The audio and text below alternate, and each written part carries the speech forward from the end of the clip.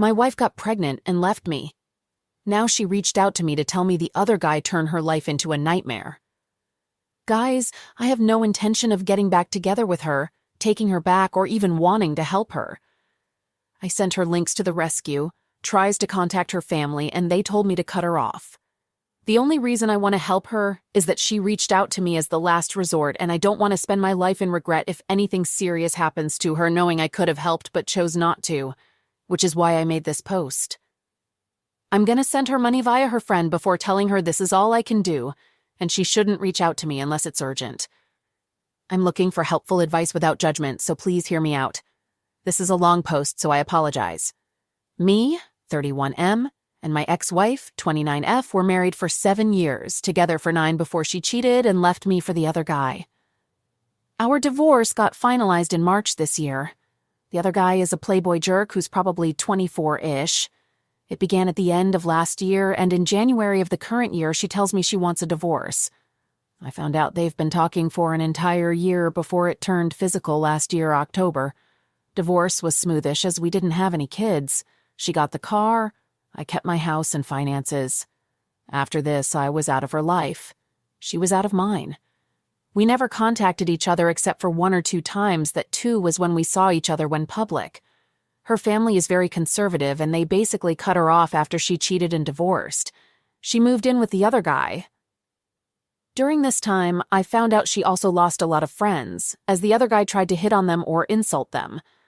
Her ex-sets of friends tried to get me involved in their fights. Immature AF, but I included this part because these set of friends were the ones to stand behind her after she had an affair, telling me she found herself and I should probably let her go.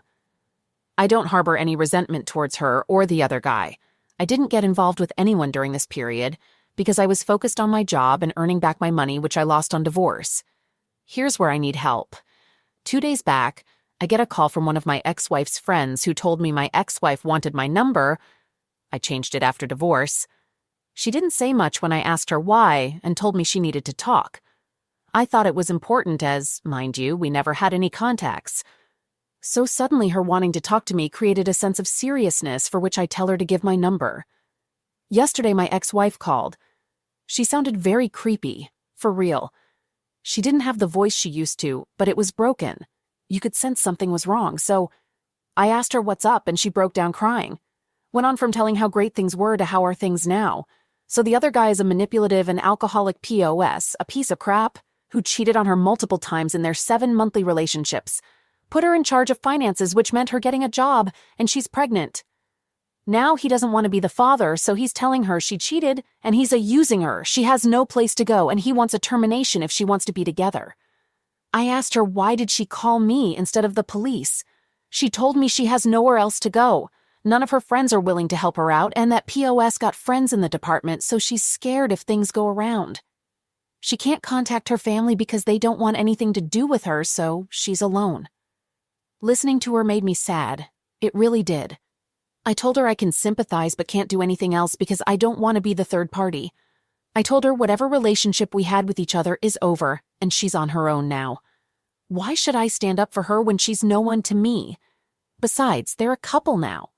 They're dating, and she's the one earning. She has the upper hand. I gave her advice to save funds and run away silently if she doesn't want a termination. It was a 17 minutes call, and she basically wanted to talk more, but I told her I was busy and cut her off. She did mention she was sorry to treat me and leave me. I honestly don't care about that. I told her to contact me only when it's necessary because I really don't want to hear from her anymore. Yesterday night I gave deep thinking to it and felt I should do something because no one deserves this kind of uses. But I don't want to get in between because getting in between will blow up my own peace. I'm looking for advice if I can do anything to help her out.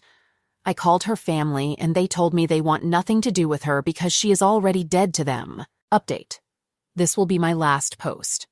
It was a ducking mess all over and there's a lot of guilt in my heart now. I will be deleting this account too. I helped her. I passed a few thousand worths of dollars to her via her friend and told her she can take care of herself as I didn't want to be a part of this crap show. We talked on the phone for 37 minutes on the 14th. She told me how much sorry she is and went on to say the memorable times we spent. Not once she told me she wanted to get back together. I noticed she wasn't begging or asking for help, but rather she told me it's the path she chose, and she knows she can't keep or provide for the child. Neither the other guy would let her keep it, and she doesn't want to terminate this. She told me she wanted to talk to her parents one time. They cut her off as it caused a huge debacle, and her photos got viral around the area, so her family suffered a lot of humiliation. And apologized for an issue she caused. I told her I hope she gets the happiness she deserves, and told her she needed to get out of this relationship. That's all. In our whole call, I just listened. I didn't want to give her justification or validation. I was just nodding to her. This time, she herself was the one to tell me that I am an amazing guy and deserve better than her before she voluntarily wanted to hang up. The reason was she chose to end her life. I found this out the day before yesterday. She and herself, that other guy was a POS and had a tool, illegal of course. She just left a note saying it was her path that she chose and apologized to everyone she hurt. Police are still investigating. From what I heard, other guy has been taken into custody for possessing an illegal tool and is currently on the top suspect list. I'm not in contact with her friends or family.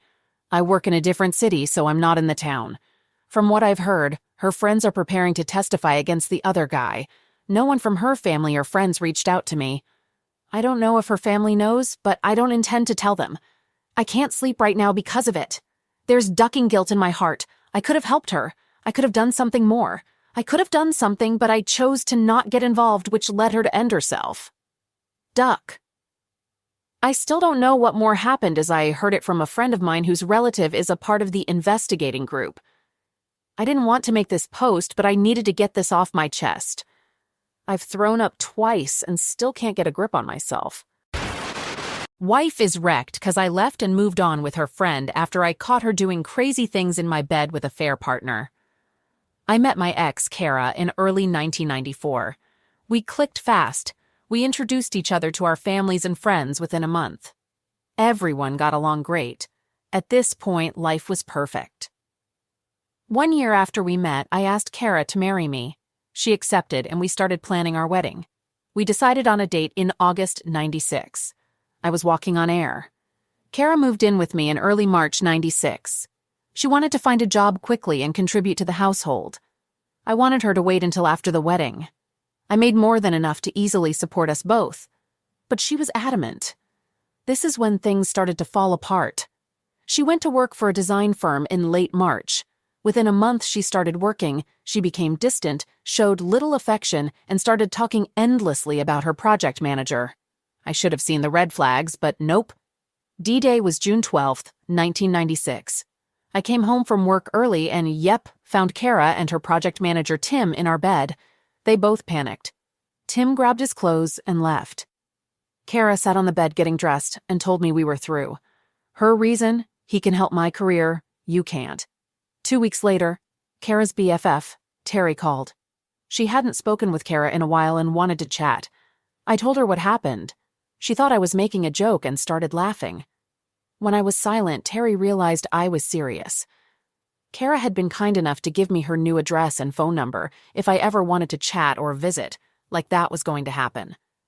I gave Terry her address and number. Terry came to my house about 2 hours later. She is normally very upbeat and smiling.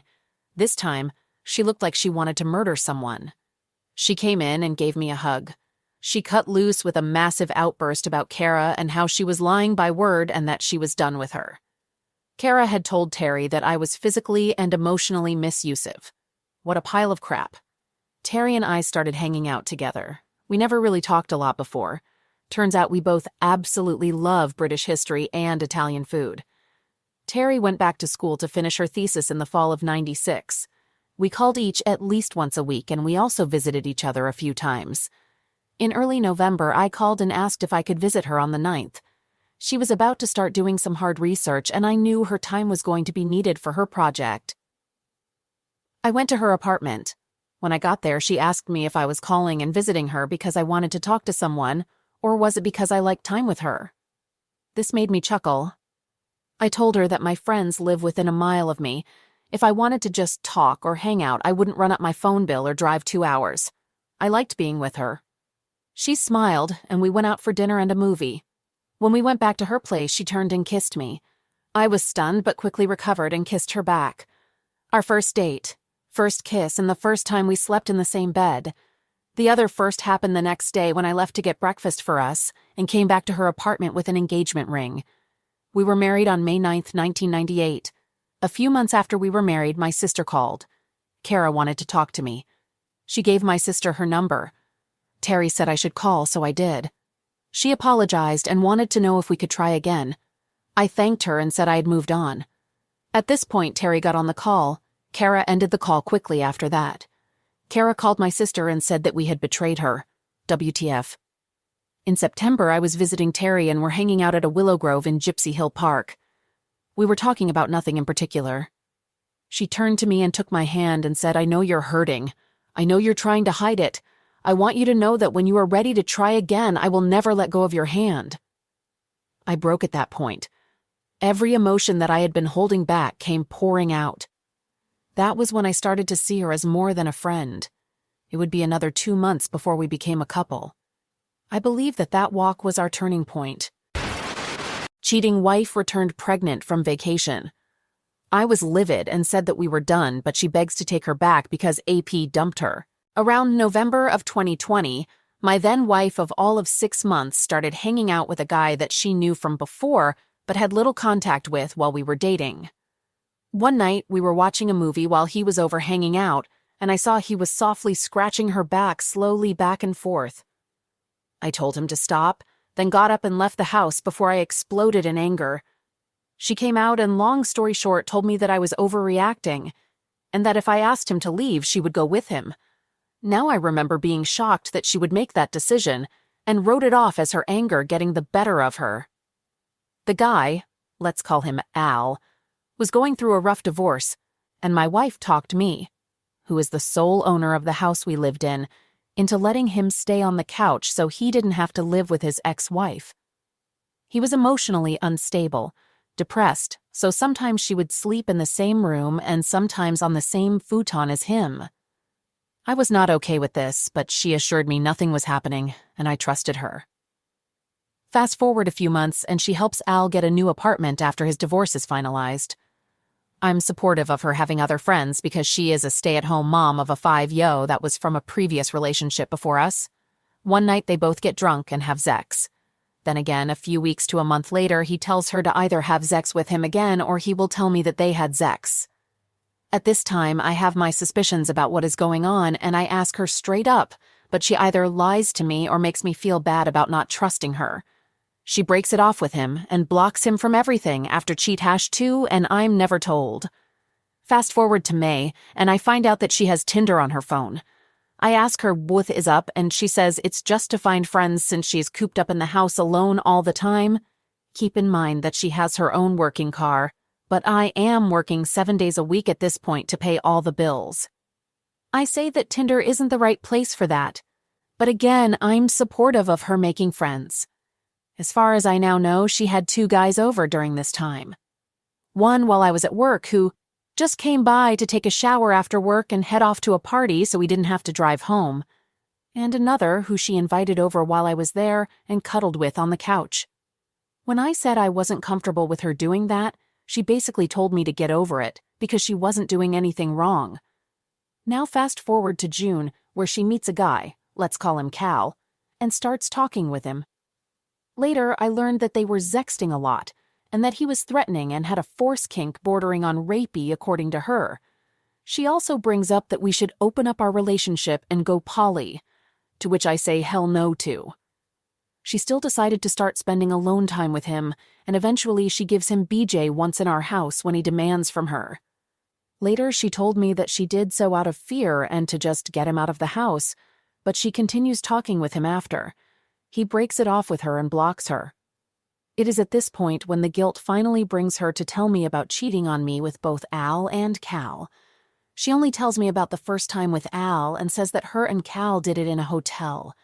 She words it like she was fully *aped, and the only way she didn't even say no was because she was scared and locked up. Thinking that my wife was *aped, I tried to be as supportive as I could and ended up forgiving her on the spot. I didn't trust her anymore because of all the other red flags and lies about not cheating when I asked previously, but I forgave the cheating. She starts to become cold to me, not wanting to hang out or do anything together, not wanting to work on us or go to marriage counseling, which I suggested. She starts sleeping up in her daughter's room, and we are effectively separated for months. No sex, no kissing, not even hugging while she works on getting herself better so we can be better. Fast forward to November, she ends up going to hang with an old friend that she knew before me and had been talking to a lot more recently in Hawaii for a week over Thanksgiving. She told me about it beforehand, and he paid for the whole trip. That was suspicious to me, but I had promised her to give her another chance. She went down there and came back pregnant. When she finds this out after a week of being back, she tells me. She also tells me about cheat-2 with Al, and that she had lied about how and where she had sex with Cal. At this point, I'm not even upset anymore. I know it's over, and I'm gearing up to go through the divorce. She was all for getting divorced at first, but changed her tune to wanting to work it out once the baby daddy started saying he didn't want anything to do with the baby and she should end pregnancy. However, I'm out. I'm done, and that was the last straw. I'm kind of glad that I was right in thinking that she would cheat again, and that I would be able to finally be done with all this. I have no more moral obligation to be an understanding, patient, and forgiving husband anymore. I know a lot of you at this point are wondering why I stuck it through so much, why I gave her so many chances and was so forgiving. It's because she has had a really crappy life up to this point. She has a bunch of diagnosed mental issues due to a really bad childhood. Think of the worst possible childhood you can imagine, and you're probably close. She sees sex differently than normal people. To her, it doesn't have the emotional connections that it has for normal people. I was focused on being the best husband to her that I could be. That was the focus of my whole life. Be the best husband I could be and the best father figure for her daughter.